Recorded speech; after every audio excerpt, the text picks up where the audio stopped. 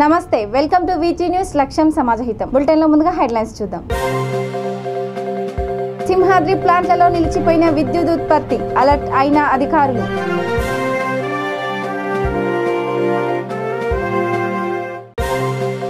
శాంతి భద్రతల అమలు లేకనే అరాచకాలు ఏపీ డీజీపీకి చంద్రబాబు లేఖ.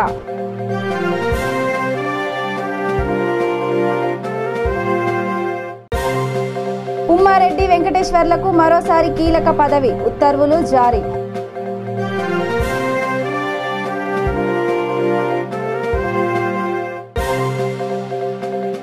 తిరుమల ఘట్ రోడ్ల పరిరక్షణపై ప్రత్యేక దృష్టి టీటీడీ ఈవో సమీక్ష.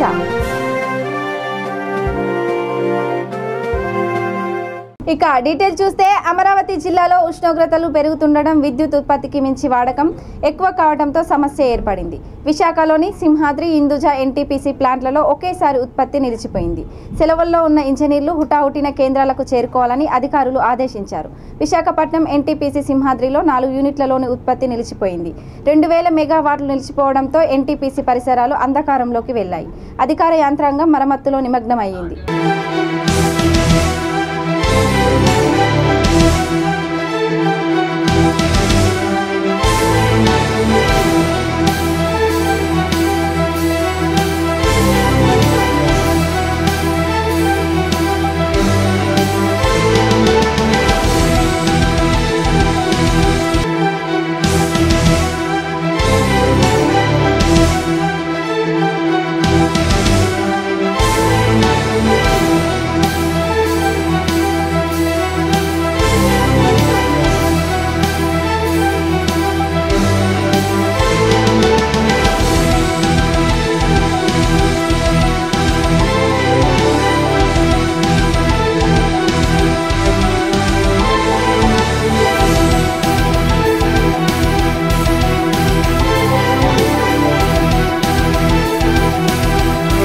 శ్రీ నృసింహ సేవ వాహిని ఆధ్వర్యంలో అన్నప్రసాదన వితరణ జరుగుతుంది. భక్తులకు మజ్జిగ, మంచినీరు, శీతల పానీయాలు పంపిణీ చేస్తున్నారు.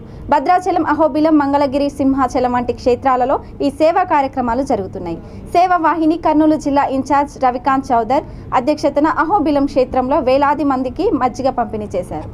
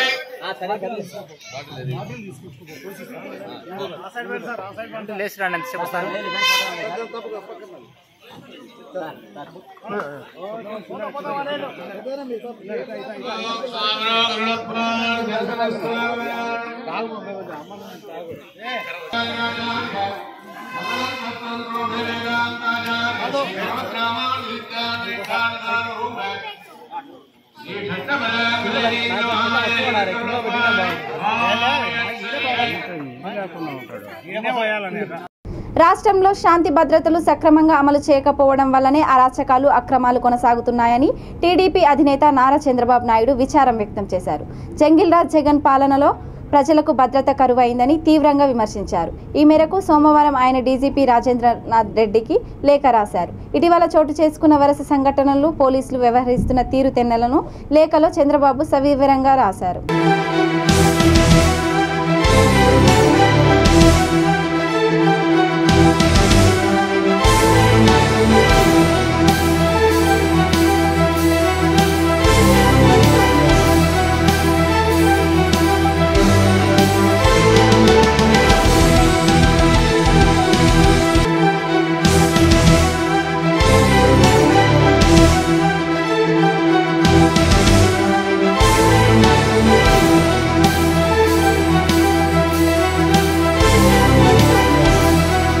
వైఎస్ఆర్ కాంగ్రెస్ పార్టీ సీనియర్ నాయకుడు ఎమ్మెల్సీ ఉమ్మారెడ్డి వెంకటేశ్వర్లకు మరోసారి కీలక పదవి దక్కింది.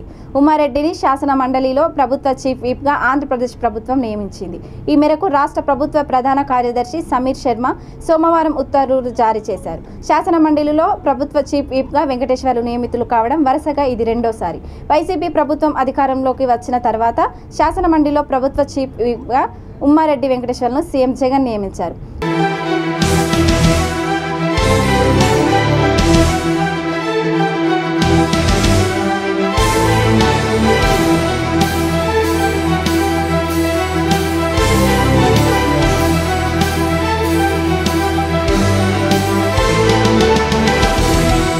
ప్రకృతి వైపరీత్యాల నుంచి తిరుమల ఘాట్ రోడ్లను పరిరక్షించడంపై ప్రత్యేక దృష్టి సారించాలని టీటీడీ ఈవో జవహర్ రెడ్డి అన్నారు. తిరుమలలో ప్రకృతి విపత్తులను ముందే పసిగట్టాలని ప్రణాళికలు సిద్ధం చేయాలని అమృత విశ్వవిద్యాలయం నిపుణులను కోరారు. విపత్కర పరిస్థితులను ముందస్తుగా ఎదుర్కొనేందుకు యంత్రాంగం ఏర్పాటు చేయాలన్నారు.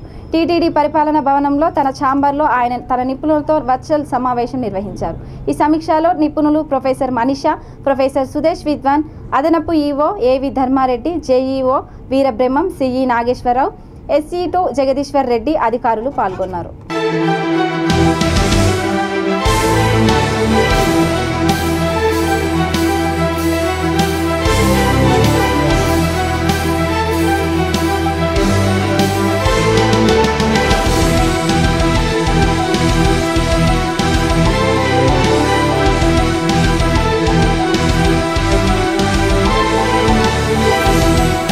సీఎం జగన్ ఈ నెల 5న తిరుపతిలో పర్యటించనున్నందున మంత్రి రోజా ఎన్టీఆర్ స్టేడియంలో ఏర్పాట్లను పరిశీలించారు.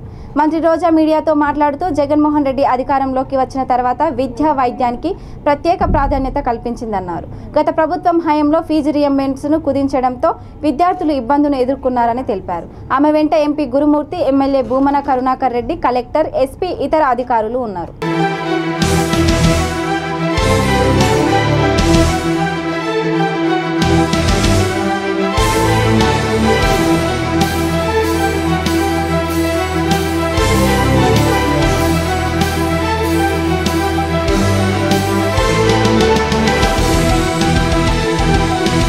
రాజధాని నిర్మాణానికి గతంలో రుణాలు ఇచ్చేందుకు అన్ని బ్యాంకులు ముందుకు వచ్చాయని టీడీపీ నేత కళా వెంకట్రావు అన్నారు.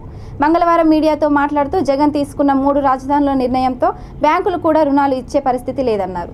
రాజధాని అభివృద్ధికి ప్రభుత్వం ఎందుకు సొంత నిధులు వెచ్చించడం లేదని ప్రశ్నించారు. ప్రభుత్వ భవనాలకు పార్టీ రంగులు వేసుకోవడానికి, సొంత పత్రికకు ప్రకటనలకు ఇచ్చుకోవడానికి మాత్రం నిధులున్నాయని ఆయన మండిపడ్డారు.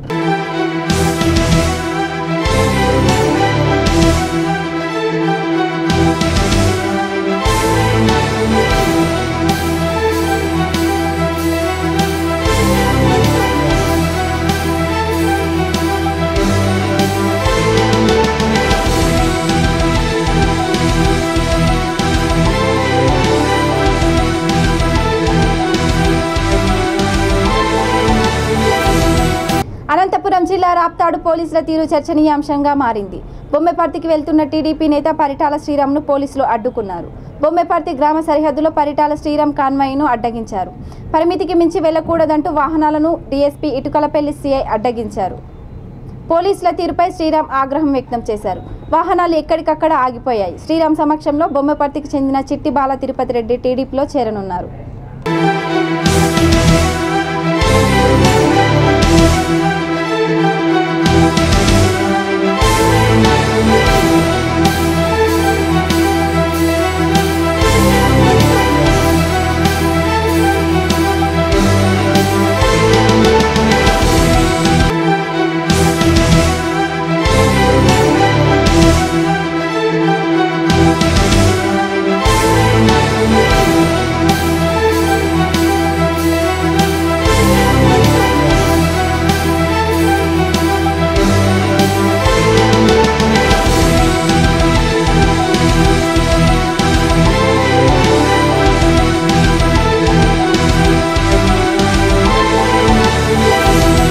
గుంటూరు నగర శివారులో 25 ఏళ్లుగా ఆక్రమణదారుల చేరలో ఉన్న 120 కోట్ల విలువ చేసే 16 ఎకరాల దేవుడి భూమికి ఎట్టకేలకు మోక్షం లభించింది. సుదీర్ఘ కాలం పాటు నడుస్తున్న ఈ వివాదానికి రాష్ట్ర ప్రభుత్వం ముగింపు పలుకుతూ సోమవారం ఆ భూములను ఆలయానికి అప్పగించింది. కొరిటపాడు ప్రాంతంలోని శ్రీ ఆంజనేయ స్వామి దేవస్థానం దగ్గరలో 17 ఎకరాల భూమి ఉంది. అందులో 16 ఎకరాలు ఏటా వచ్చే ఆదాయాన్ని జీతభత్యాల కింద వినియోగించుకునేందుకు వీలుగా అర్చకునికి అప్పట్లో ఈనంగా కేటాయించారు. ఆ తర్వాత భూమిని లీజుకు తీసుకున్న కౌలుదారులు తనకు ఏటా లీజు చెల్లించడం లేదని సదరు పూజారిని ఆ భూమిని 1998లో తిరిగి ఆలయానికి అప్పగించారు. దీంతో ప్రతి నెల జీతం చెల్లించేందుకు దేవాదాయ శాఖ అంగీకరించింది. అప్పటికే ఆ 16 ఎకరాల భూమి ఆక్రమణదారుల చేరలోకి వెళ్లిపోయింది. 2003లో ఆక్రమణదారుల నుంచి భూమిని విడిపించాల్సిన నాటి ప్రభుత్వం ఈ వివాదానికి శాశ్వత పరిష్కారం కుదిరే వరకు ఎకరాకు 5,000 చొప్పున ఏటా ఆలయానికి చెల్లించాలని ఆదేశాలు ఇచ్చి సరిపెట్టింది. దీంతో అప్పటి నుంచి ఆక్రమణదారులు ఏటా 80,000 చెల్లిస్తున్నారు.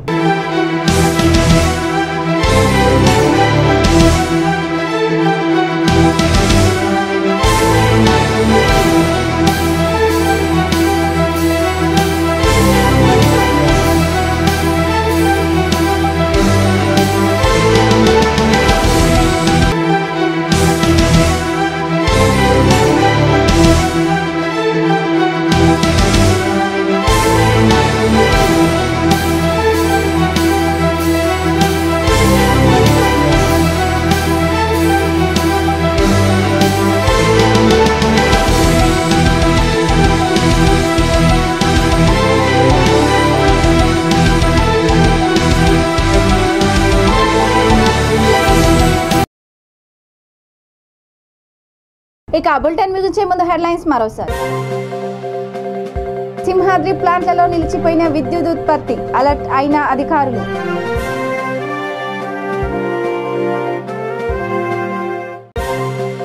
శాంతి భద్రతల అమలు లేకనే అరాచకాలు, ఏపీ డీజీపీకి చంద్రబాబు లేఖ.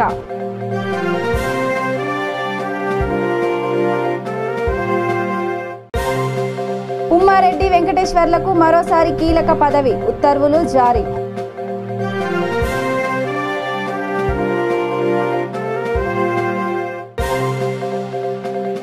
తిరుమల ఘట్ రోడ్ల పరిరక్షణపై ప్రత్యేక దృష్టి, టీటీడీ ఈవో సమీక్ష.